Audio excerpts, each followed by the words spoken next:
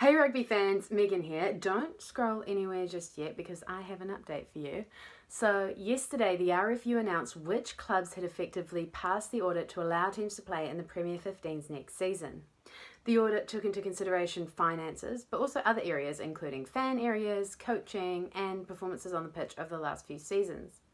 Unsurprisingly, the teams invited back to play next season and for the next few years were Saracens women, Quins women, Wasps ladies, Gloucester Hartbury, Bristol Bears women and Loughborough Lightning. The teams who effectively failed and have to retender were DMP Sharks, Furwood Waterloo ladies, Richmond and Worcester Warriors women. Now, of course, there has to be a process, I get it, even though I kind of feel like can't everyone just play? But clubs like DMP and Worcester have invested a lot into their women's programs. And their performances on the pitch this season have been rapidly improving. And there's been investment in top coaches and player appearances.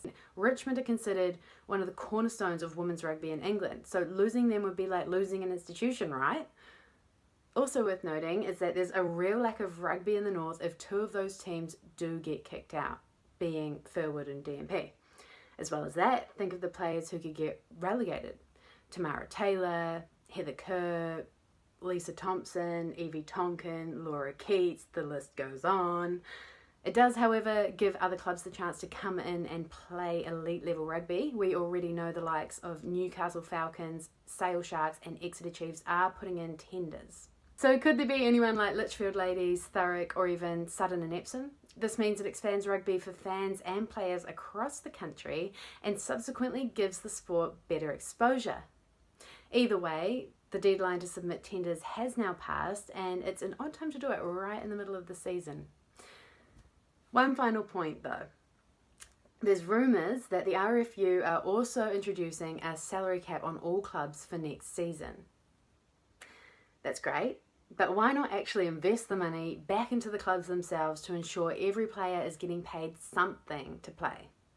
One thing's for sure, it's going to make an interesting and exciting summer seeing who gets in and who gets booted out. Now, in other women's rugby news, and I have to mention it because it's my home country, the first Southern Hemisphere Women's Rugby World Cup will be held in New Zealand next year. Running from September to October, the pool matches and quarterfinals will be played at Waitakere Stadium and Northland Event Centre, and the semi-finals onwards will be played at Eden Park, which I can vouch for being a goodie.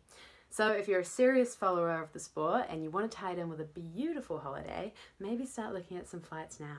I mean, hey, maybe we could all go together. I probably should see my family at some point.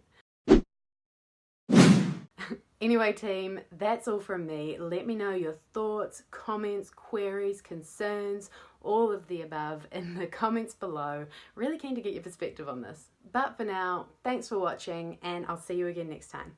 Bye.